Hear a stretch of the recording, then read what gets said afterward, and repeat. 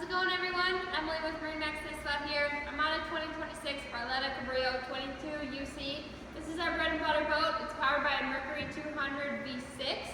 What I love about this boat is the dog features on here. So you have scratch-resistant vinyl. You have a new dog leash that comes in your dog bowls, and as always, the Doggy Dock view door.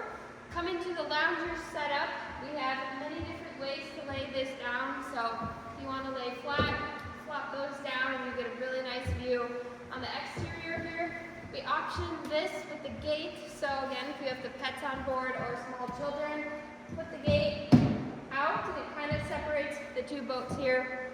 And another favorite part of the boat is the back. So with Barletta, you have an extra 1.5 feet or so swim deck. So really nice area if you want to be jumping off the boat. Just hang back here, you have a very nice wide rung ladder. It's a lily pad, so really comfortable on your seat, and also the dogs can climb up on this boat. We just got this boat in at MarineMax Nisswa, so come see it today or on our website.